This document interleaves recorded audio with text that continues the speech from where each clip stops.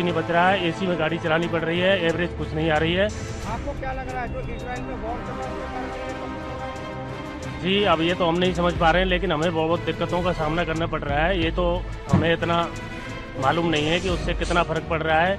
वैसे सरकार बोल रही है कि हमारे पास पर्याप्त भंडार हैं, लेकिन जब भंडार हैं तो आप पैसा क्यों बढ़ा रहे हो? भाई हम तो यही बोलना चाहेंगे कि सरकार को यही समझ में नहीं आ रहा कि सरकार चाहती क्या है। मिडिल क्लास को मार के रख दिया है क्या? छोटी छोटी फैमिली वाले जो कम सैलरी में काम करते हैं वो कैसे गुजारा करेंगे बताओ? 15 दिन के अंदर 3 बार पैसे बढ़ाने ये कोई सही बात थोड़ी है। और सरकार को इस चीज की बिल्कुल चिंता नहीं है कि मिडिल क्लास फैमिली जिएगी कैसे, समझ ही नहीं आ रहा। मैं ये कह रहा हूँ जो इजराइल में वॉर चल रहा है उसके कारण ये सब कुछ हो रहा है क्या? नहीं, उसके कारण ये सब कुछ नहीं हो रहा। एक बात बताओ, सीएनजी का इजराइल से क्या लेना देना है, आप ही बताओ। और पेट्रोल का सीएनजी पेट्रोल का लेना देना है भाई। पेट्रोल तो इसलिए है कि वहां से आता है, कच्चा तेल आता है, यहाँ रिफाइन होके उसके बाद ये यहाँ फिर इंडिया में सप्लाई करते हैं जगह जगह दूसरों को।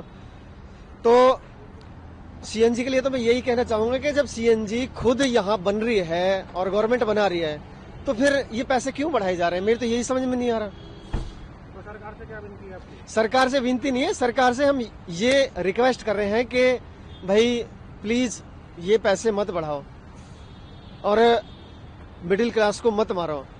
पैसे बढ़ा बढ़ा के एक टाइम था मैं कभी 35 रुपए किलो सीएनजी भरवाता था और आज 80 रुपए किलो सीएनजी भरी हुई है।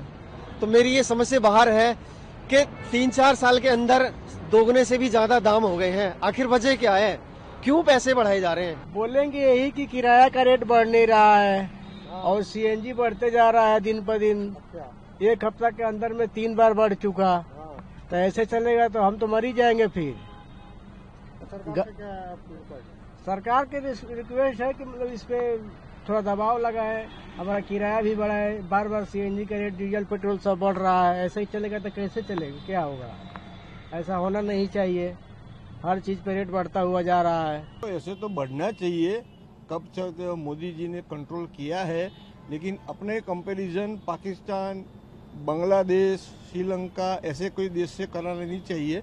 अपना comparison Australia, New Zealand, Germany, Japan जैसे देश से करना चाहिए। उन्होंने भाव घटाए हैं, उन्होंने टैक्स घटा के भाव घटाए हैं। अपने बढ़ाया इधर तो उसका कोई मेरे को कोई हर्जा नहीं है, कोई विरोध भी नहीं है, लेकिन उसको सोचना, गवर्नमेंट को सोचना चाहिए।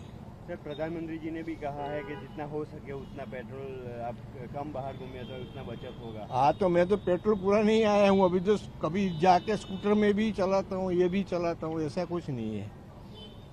स्कूटर भी चला, 2 व्हील का भी उपयोग करता हूँ, कभी कभी 4 व्हील का भी उपयोग करता हूँ। मैंने थोड़ा कम तो किया है यूज करने। सिचुएशन ही ऐसी है, we have to believe government decisions, we have to follow that decisions, we don't have an options like.